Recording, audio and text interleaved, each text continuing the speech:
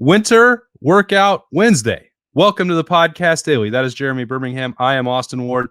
And the Buckeyes never really stopped working out, but the official start of mat drills and big-time workouts is when the Ohio State social media account posts those black and white photos and gets the videos going. So, Berm, it's a Wednesday. We like to do stocks. Who are you most intrigued by the physical transformation that could be starting right now before spring ball starts in March? Oh, that's Malik Hartford. Malik Hartford. Yeah, that's a guy on my list for this year. I think, even with the addition of Caleb Downs, I think Malik Hartford has a pretty important role to play in the Ohio State defense this year. He is definitely at the top of my list. And the other guy that's on defense, I'm just going to swoop in and steal a second one because I think it's the most important remaining hole on the defense, is what happens with Arvell Reese? Does he become a linebacker? Does he stay at defensive end? Does he move back and forth? The kid is physically different than any other player really on the roster, especially on the defensive side of the ball, as far as his combination of size, speed, et cetera. Maybe Sonny Styles is in the same conversation, but Arvell is like a grade A freak. And I'm wondering if we see the 2024 Ohio State defense, because you expect to have really, really good front four play, and because your back end is so good, I wonder if maybe we see a reversion for Jim Knowles to the 2022 defense where the linebackers were more aggressive and more downhill, and because you can trust your back end better than they thought they were going to be able to heading into 2023. And I think the linebacker play is going to make or break the defense from being like generational to being just really, really good. So I'm looking at Arvell Reese to see if he's someone who can push CJ Hicks, Gabe Powers, and the other guys in the linebacker room for that second spot on next to Cody Simon. Do you think that Arvell Reese, do you think he's ultimately a linebacker now? Or do you think, and again, we talked about this a lot with CJ Hicks, like, is there room for more playing time and or a willingness for Ohio State to play jack hybrid defenders up front? But when we saw Arvell Reese like running down on kickoff coverage, and you don't usually see defensive ends doing that, but we also saw him pretty early in August training camp getting reps up there and working at defensive end. I guess maybe we'll have a better answer by April, but what's your feeling about the best spot for him? My feeling is the best spot for him is linebacker. Like what we always thought Baron Browning should be, that rush end outside linebacker. But my worry is that Ohio State's just going to keep moving him back and forth between what they need the most help at that specific week or day. I think the interesting thing heading into this season is that the need appears to be much greater at linebacker than it is at defensive end, which is where there was a significant need last August, which is why he moved there then. Mm-hmm.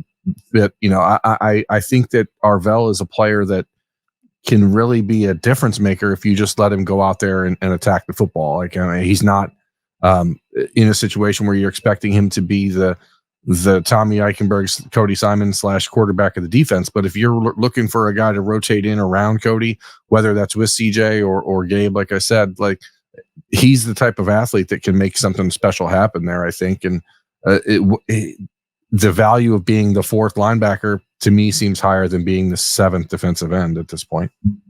Yeah, no, that's a fair point. I don't want to gloss over your first pick there with Malik Hartford, which, you kind of did, and I don't want to. I think that there was so much to love about that training camp, just the little we saw, and then how much we were hearing his name. It was like, by the end of the month, it's like, hey, this guy might start, and he did start a game in September. Now, it wasn't perfect from there. You saw him run into some of those early walls that a lot of players do, try and get over that hump. Only had the one rep that he would certainly like back, and Ohio State would like back in the big house in that loss in the game. But boy, the physical traits, if you add in a year of experience and actually getting on the field, and then now another full year going into mat drills, winter workouts, all these other things in the spring practice, like, I know that Caleb Downs and Lathan Ransom are going to take two of those spots, and you have Jordan Hancock back to run the nickel, and Sonny Styles is going to fit in somewhere. But I guess Malik Hartford shouldn't be overlooked, which was your point, that this guy brings a ton of value and also has really high upside and has already played for Ohio State in some situations that maybe he wasn't ready for, But that is something that you and Bill have both talked about. Like, that is how you have to learn, by getting some of those scars and getting those reps. Yeah, and it's not a situation where you're playing quarterback or something where there's one guy in there all the time. They will rotate at safety. You're hoping that with a schedule that sets up pretty favorably for Ohio State in 2024, that you're out in front in some games early in the season and in a big way. So you're going to get a lot of these guys some extra reps, because your goal for this season is a 16-game season. So you aren't going to want to send the starters out there 4 quarters every game if you don't absolutely have to. And I don't think that as we head into this off season, there's been so much buzz about what the defense is bringing back and how it can be, one of the best defenses of all time. And I think that there's a potential for that at Ohio State, but there are like talented youth pieces that need to have an opportunity to still develop, because you brought back 8 guys on this defense that maybe could have gone to the NFL, or 7 guys on this defense that could have went to the NFL. But those guys aren't going to the NFL after this upcoming year. So you still have to start preparing for down the road. I mean, we've spent a lot of time focusing on everything being for this season. But if you handle your business and do what you are planning to do, you can't just forego 2025 and beyond. So you still have to find a way to develop and build those guys up. And that's why those two, because they're physically very just explosive players. Malik Hartford is a heat-seeking missile in the secondary. And I think that you are going to want to see him add another 10, 15 pounds, get up closer to 200 as opposed to that 180 where he was at most of his freshman year. And when you do that, maybe the game starts to slow down a little bit. And I think, there's a lot of guys you could talk about, but on defense, those are my 2. I don't want to put these 2 together and lump them together because their situations are not identical, but I don't know that I can resist doing it anyway. And that's Luke Montgomery and Tegray Shabola. When we're looking and projecting forward the situation for Ohio State on the offensive line, and knowing that there's one spot that's up for grabs that's going to make March and April really fascinating for how those battles shake out, and where Ohio State's confidence level is the next time the transfer portal would be available to them for moves in May, which technically it still is, but you're probably missing the boat with deadlines for getting into class. But like Tegray, I think, is probably, in terms of physicality and people that, dudes who step off the bus and intimidate you, I feel like he's on the short list for Ohio State as one of the most imposing guys on this roster. And it hasn't quite happened to him, but he's got a couple years of physical development under his belt, and the strength certainly looks there. I don't know if it's a technique issue or what that has maybe kept him back from breaking into the lineup last year when there could have been some opportunity for him to do so. But the chance is there now. And the same goes for Luke Montgomery, who is, a year behind maybe in that physical development. We don't know what he needs to do, if it's going to be center, guard, or tackle, because really he could go in any of those spots, and maybe that would influence the way Mickey Marat and the strength program want to work with him over the next 6 or 7 weeks. But Ohio State needs another offensive lineman to break in there and be a game changer for them.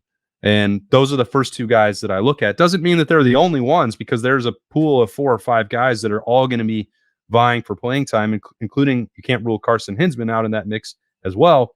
And he also, I think, can use some more physical development this offseason. But if we're narrowing down for me just to the offensive lineman, I'm going to shrink it down even further. And it's Tegray and Luke, and how they maximize January and February. Yeah, and I think what makes those 2 the right answer, and I was thinking about offense, and that was the 2 that I was thinking as well, simply because how this unfolds plays a major role in what happens on the Ohio State offensive line, because we don't know if there's any real momentum towards moving Josh Fryer inside again. We think that's the case, but we don't know. If Tegray Shabola emerges and steps up and he's your guy at right guard, then you keep Josh Fryer at right tackle. If both those guys step up, what happens? I mean, I think that they play a big role in the overall breakdown of the offensive line moving forward. There's other guys like Austin Saraveld and Josh Padilla who the coaching staff is very high on, but this doesn't seem like the year that you're expecting them to break through and be major contributors. But this is the offseason for them that's going to make or break whether or not they are in line to be the starters in 2025. And I think that that's an important thing for those 2 to recognize. The other guy on offense that I think is, when you're talking purely physical development, that is vital for me is Galani Thurman. And he's so big and so naturally gifted that I think you sort of at times can overlook the fact that he still carries a lot of baby fat on him. It looks like, 6'5", almost 265 pounds.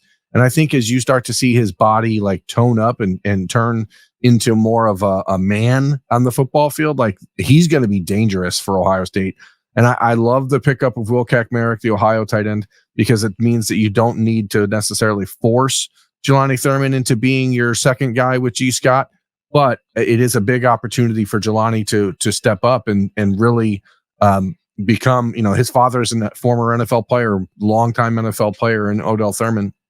So like he knows what it takes to make it in the NFL. And the goal for a guy like him, regardless of how difficult or how developmental the tight end position is, the goal when a player leaves Georgia to come to Ohio State is to be 3 and done and head to the NFL. If he wants to do that, this is a major, major offseason for him to make sure that he puts himself in that position.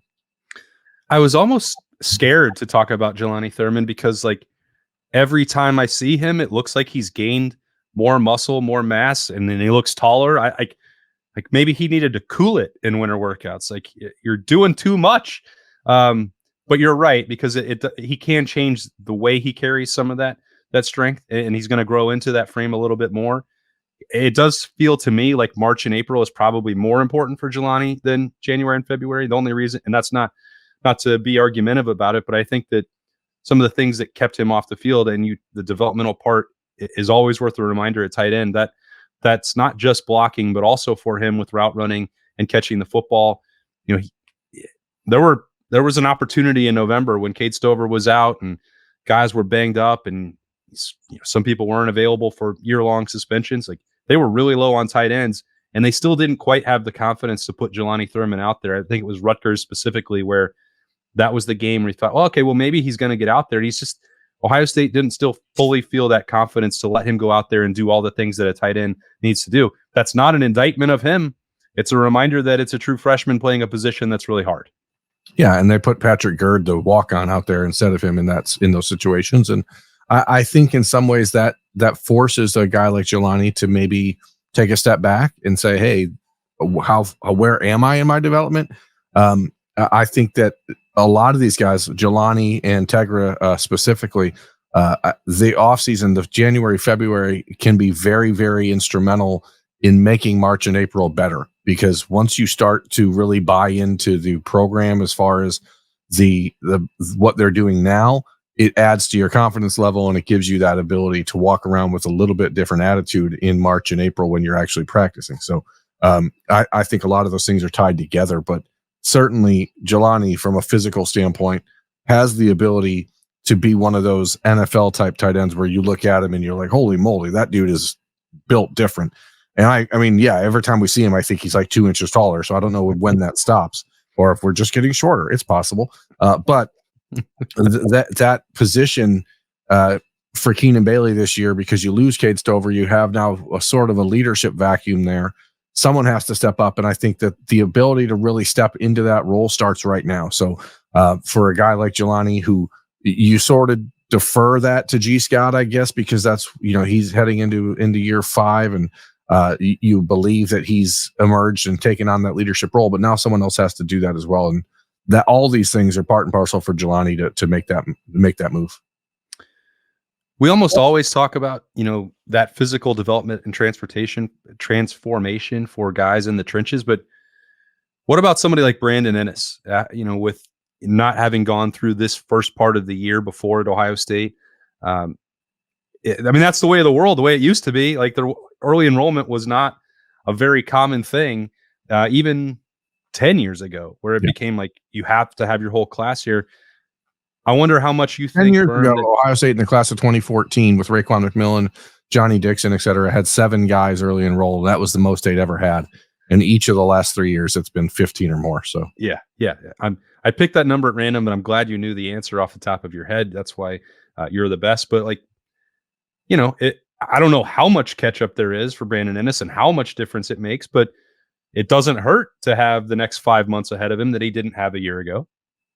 Yeah, I mean, if Brandon, and you looked at him this season and I think probably people were surprised at how big he was. Not like tall, but he's very well put together for, a receiver that's just scraping 6 foot. But that is a big conversation for him. And on the same token, for me, the other guy on offense is Lincoln Kienholz. If you saw him in the Missouri game, and I thought Lincoln actually acquitted himself very, very well in that Missouri game, considering he probably got virtually 0 first-team reps throughout December because they were trying like hell to get Devin Brown ready for that game. He gets forced into a situation where there's nobody blocking for him.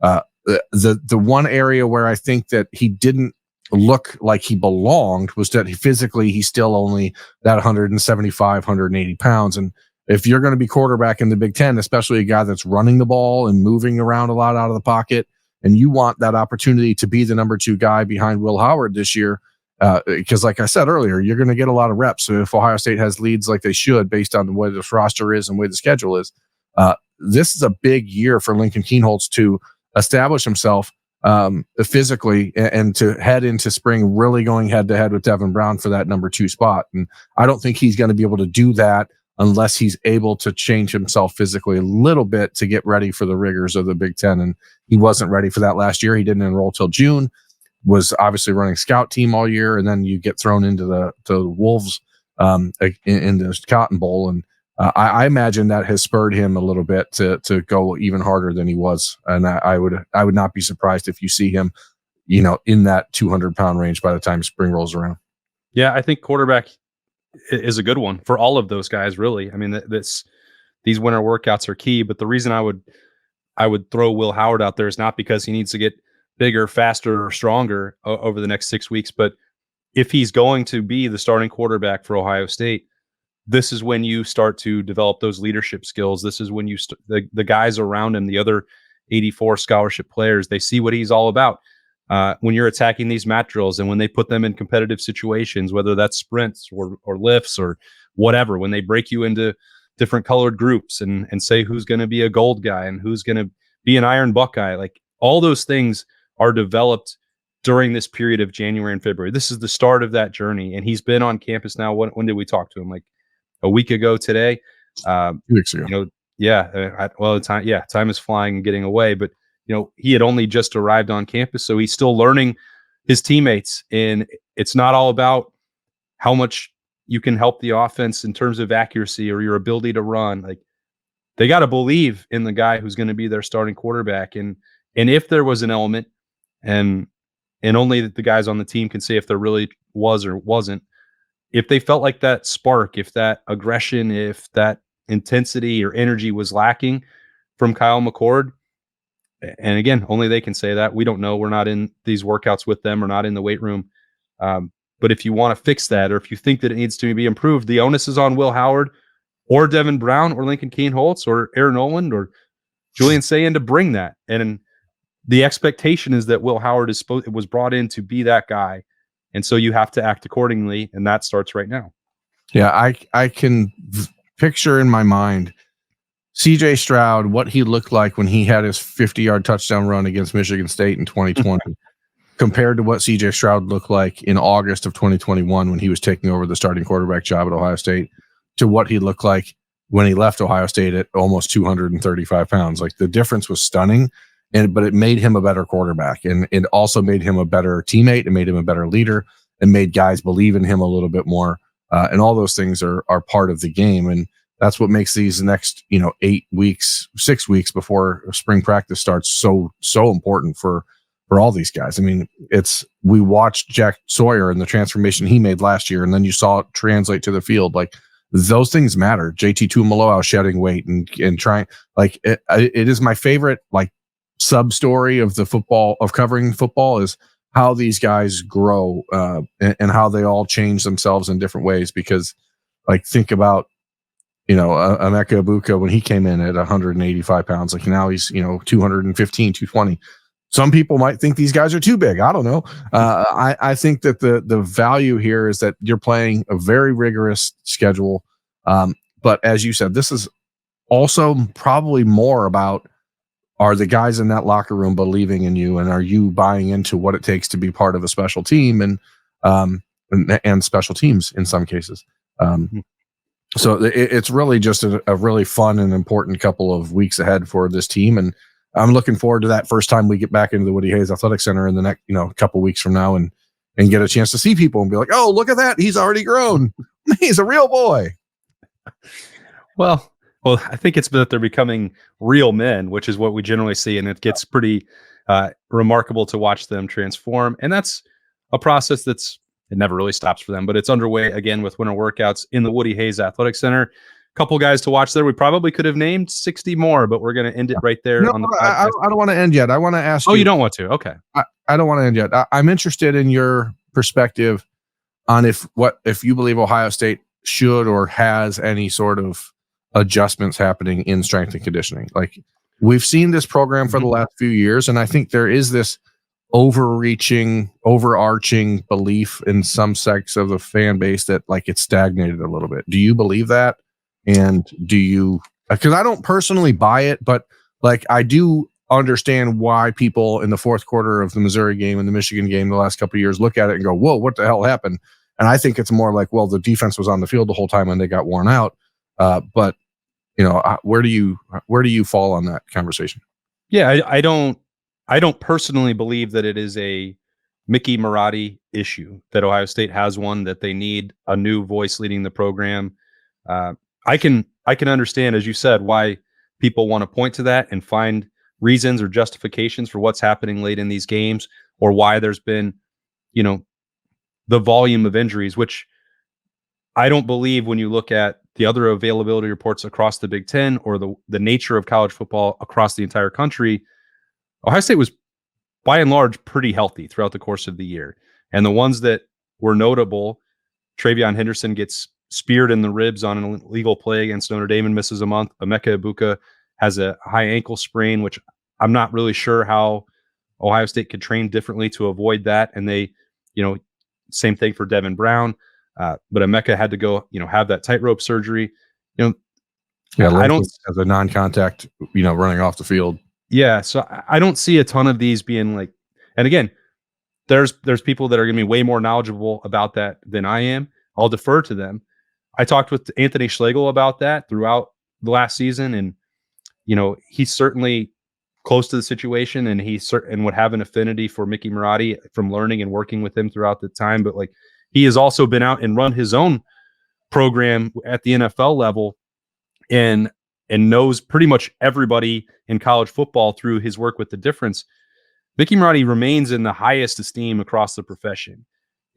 When we talk about the remarkable transformations and development that we see physically, that's real. Like, we're not making that up. Yep. And that's also why you see NFL teams, if it's a close situation, why they're going to defer to the training and physical stamina and work ethic that is instilled by going through that program through Mick in the Woody Hayes Athletic Center. I think all of that remains really strong. There is a part of this that I think may be significant, Berm, which is that because of the success of Mickey Marat, he's losing staffers pretty significantly to go run their own shops elsewhere. And so there may be a part where like Mickey Marat doesn't train every guy individually and lead every session in the weight room from start to finish. So if you're turning over those people that he trusts, that he needs to be able to lead the workouts, do they all bring that same level of juice and intensity and, get them through workouts and toughness the way that he might want? I don't know. I do think that there is going to be one addition at least into that room to try and bring that along.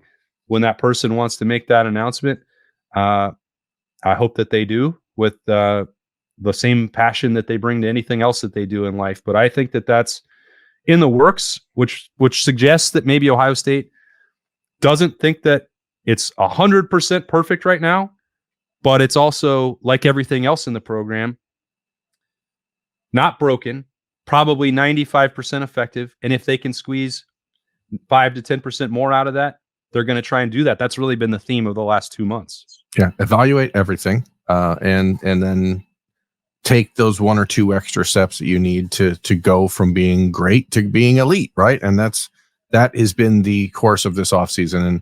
And I think it would be an interesting thing to look through how many guys have left the strength and conditioning program in the last few years to go on and take on their own programs, because we hear a lot about it, Ohio State losing assistant coaches but that is a big part of what happens. In Michigan specifically, I mean, the addition of Ben Herbert in 2021 has changed their entire program. So I think you can't look at the strength and conditioning stuff and gloss over it, but I think you can realize that it's been pretty darn good for a long time. Mick Maratti has not forgotten how to get the most out of people, but you always and should never be afraid to have another voice or a different opinion or a different style. So I think Ohio State, like they've done the rest of this offseason, will make that adjustment. Yeah. And we'll probably get more insight on that as the winter workouts roll along. Are you ready now? Should we call it? Yeah, we can call it now. All right. No, that was a good question. It was a good point. It was well brought up if we're actually going to talk about the start of winter workouts and what they mean for Ohio State. So great to dig into that with Jeremy Birmingham on the podcast daily for Wednesday. Thanks for spending some time with us. He's Birmingham, I'm Austin. We will talk to you later.